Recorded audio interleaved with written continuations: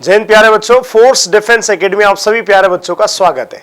तो जी हाँ, हम मिल रहे हैं 5 के पंच में और ये आज आपकी 2021 एनडीए का 4th क्लासेस आपकी लगने जा रही है, जिसमें हम बात करेंगे क्योंकि इसमें क्वेश्चंस हिस्ट्री के हमने पहले कर लिए, तो यहाँ पे क्वेश्चंस हमें जो बचे, मैंने कुछ क्वेश्चंस पॉलिटी के लिए जो 2021 अप्रैल अटेम्प्ट्स के पेपर से थे और कुछ क्वेश्चंस करंट अफेयर के, ताकि आपको पता लग जाए करंट अफेयर भी कैसे पूछा जाता है। तो आइए देखते हैं, पहला क्वेश्चन देखते हैं। यहां 138 नंबर पे क्वेश्चन पूछा है, with regard to the constitution of India which of the following statement is not correct. अब ये बड़ा अच्छे आजकल जो क्वेश्चंस फ्रेम होते हैं बच्चों, उन फ्रेमिंग क्वेश्चंस में आजकल क्या होता है, देखना ये चीज बहुत डाल दी, नॉट करेक्ट पूछते हो, मतलब सही नहीं बताना है आपको। कई बार बच्चे इस चीज को पढ़ते पढ़ते चीजों को ध्यान नहीं रखते, इसलिए बेसिक चीज होती है आप क्वेश्चन में पूछे कि करेक्ट पूछा है कि नॉट करेक्ट पूछा है। तो भारत के संविधान के संबंध में निम्नलिखित में से कौन सा कथन सही नहीं है, देख लेते भाई। The word socialist and secular were not original part of the constitution. ये कहना चाह रहे हैं कि समाजवादी और पंथ निरपेक्ष शब्द संविधान में प्रारंभ के अंश नहीं थे। बिल्कुल सही बात है। आपको पता है प्रियम्बल में समाजवाद, पंथ निरपेक्ष और अखंडता 3 शब्द 42 में जोड़े गए थे। 42 अमिटमेंट 1976 में जोड़े गए बच्चों। तो सही बोल रहा है कि भाई पार्ट नहीं थे, दिखते हैं, क्योंकि आपको नॉट करेक्ट बताना। The preamble state the object of the constitution of India. जो उद्देश्य का है, जो प्रियम्बल है, ये क्या बताती है, हमारे संविधान के उद्देश्य बताती है कि हमारे ऑब्जेक्टिव क्या क्या है। जैसे ऑब्जेक्टिव होता है हमारा जस्टिस होता है, लिबर्टी होता है, इक्वलिटी होता है, फैटर्निटी होता है, तो बिल्कुल बताती है। The preamble is enforceable in the court of law. उद्देश्य का न्यायालय में प्रवर्तनीय है, ये आपसे पूछा गया, क्या ये सही है। Republic refer to the people as the source of all authority under the constitution. जो गणराज्य का संबंध जनता से, जो संविधान के अधीन सभी प्राधिकार का स्रोत है, और ये बात भी सत्य है। लेकिन हम ऑप्शन जब सी को देखेंगे, the preamble is enforceable in a court of law. क्या न्यायालय द्वारा प्रवर्तनीय? जी नहीं, प्रियम्बल न्यायालय द्वारा प्रवृत्ति नहीं है। ना ही डीपीएसपी सब्जेक्ट होते हैं, ना ही प्रियम्बल होती है, लेकिन फंडामेंटल राइट जरूर होते हैं। ठीक है, तो इसका आंसर नॉट करेक्ट पूछा, नॉट करेक्ट आंसर क्या हो जाएगा आपका? सी हो जाएगा। क्या हो जाएगा बच्चों? सी हो जाएगा। Which one of the following is include article 51A 4A of the constitution of India. आपसे पूछा है कि बहुत सिंपल, मतलब ऐसे क्वेश्चन भी आपसे आ सकते हैं कि उन्होंने पूछा है कि भाई भारतीय संविधान में अनुच्छेद 51 का है, जिसको भाग 4A में जोड़ा, उसमें क्या ऐड किया गया। तो बहुत ही अच्छे से आप जानते हैं, जब पढ़ते हैं तो कुछ नहीं है, इसके आंसर फंडामेंटल ड्यूटीज, मौलिक कर्तव्य आएंगे। ठीक है, जिसको आप जानते हैं कि इसको 51A में हमने जोड़ा था। कितने मौलिक कर्तव्य थे? स्टार्टिंग में 10 थे। कब जोड़े थे? वही 42nd अमिटमेंट 1976 को जोड़े थे। अभी वर्तमान में मौलिक कर्तव्य की संख्या बच्चों कितनी हो गई? 11 है। तो लास्ट ही जो 11वां जोड़ा था, ये 86 कॉन्स्टिट्यूशन अमेंडमेंट 2002 में जोड़ा गया था। तो वास्तव में अगर पूछा जाए, ये पूछा कि इसमें क्या है, तो इसमें पहले ही आंसर फंडामेंटल ड्यूटीज आएगा आपका। ठीक है, नेक्स्ट आते हैं। अब ये करंट अफेयर का क्वेश्चन देखो, करंट अफेयर से हमेशा डिफेंस कोर्सेज से या इनसे क्वेश्चंस आपके आते हैं। इससे पूछा एक्सरसाइज डेजर्ट नाइट 21, क्योंकि 2021 में हुआ तो सो एक बार 21 होगा, 22 में होगा तो डेजर्ट नाइट 22 हो जाएगा। इस बायलेटरल एयर एक्सरसाइज, बायलेटरल मतलब होता है 2 देशों के बीच में।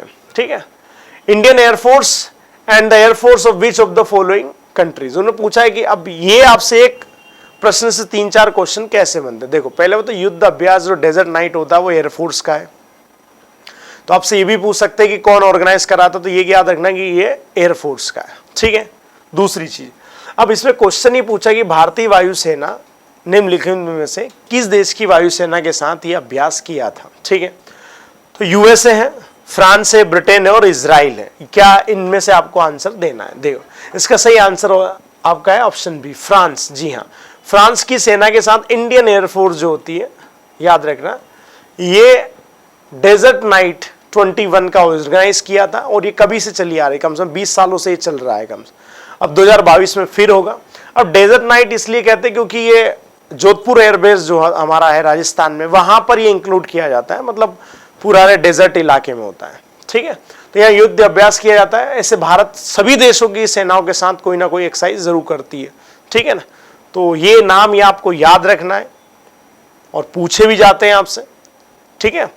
चलो नेक्स्ट क्वेश्चन देखो। Next table use of the which of the following state and UT territory was adjudged the best Republic Day parade 2021। देखो टेबल यूज मतलब होता है झांकी को कहते हैं हम। गणतंत्र दिवस परेड 2021 में निम्नलिखित में से किस राज्य संघ की झांकी का सर्वश्रेष्ठ झांकी के रूप में चयन किया गया। आपको पता है रिपब्लिक डे में हर राज्य अपनी झांकियां बनाकर पहुंचाता है और उन झांकियों को निकाला जाता है सभी राज्य की पारंपरिक गतिविधियों के साथ। तो 2021 का जो रिपब्लिक डे था, ठीक है, उस पर किस राज्य की झांकी को सर्वश्रेष्ठ पुरस्कार मिला था। ये क्वेश्चन एनडीए में पूछा गया, बड़ा फेमस क्वेश्चन था। क्या लद्दाख था, यूपी था, त्रिपुरा था, उत्तराखंड था। क्योंकि ये झांकी थी राम मंदिर, भव्य राम मंदिर को जो बना हुआ है उसको लेकर ये झांकी बनी थी। और स्वयं बात है, भव्य राम मंदिर आपको कहां बन रहा है, उत्तर प्रदेश में बन रहा है। तो सर्वश्रेष्ठ झांकी का पुरस्कार मिला था उत्तर प्रदेश को मिला था, ठीक है। इन्होंने राम मंदिर के ऊपर पूरी थीम के ऊपर झांकी बनाई थी। तो रिपब्लिक डे पे हर साल ये होता है, प्रोग्राम आयोजित होता है। फिर क्वेश्चंस आपसे पॉलिटी से पूछा उन्होंने, which one of the following not a power of speaker of Lok Sabha. Lok Sabha अध्यक्ष की कौन सी शक्ति नहीं है। बहुत आपसे अच्छा पूछा है कि बताइए निम्नलिखित कौन सी शक्ति लोकसभा अध्यक्ष की नहीं होती। पहला, speaker shall president over the house of the people. वो कह रहे हैं भाई कि जो लोकसभा की बैठक होती है उसकी अध्यक्षता लोकसभा अध्यक्ष करता है। बिल्कुल सही बात है, इसलिए इसको स्पीकर ऑफ लोकसभा कहते हैं, नो डाउट। तो ये तो करेक्ट है, लेकिन आपको नॉट करेक्ट बताना है। दूसरा पूछ रहे हैं, speaker will cast vote in the first instant in the house. मामला यहां गड़बड़ है। क्या पूछ रहे हैं कि अध्यक्ष सदन में प्रथम मत देता है। जी कास्टिंग वोट तो करता है, वो निर्णायक मत तो करता है, लेकिन in the case of first instant नहीं, in the case of tie. याद रखना, इसका मतलब ये गलत हो गया। वो बराबर की स्थिति में मतदान करता है, पक्ष विपक्ष में जब वोट बराबर डल जाए तब मतदान करता है। इसलिए याद रखना, बारीकी से पढ़ना, आपको पढ़ते समय समझ में आ जाएगा कि ये क्वेश्चन जो है वो गलत है।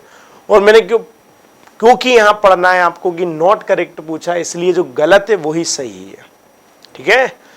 बाकी भी देख लेते। Speaker will have power to maintain order with the house of people. बिल्कुल वो वहां की लोकसभा व्यवस्था बनाए रखता है, इसके लिए वो जिम्मेदार है, बिल्कुल उसको अधिकार है।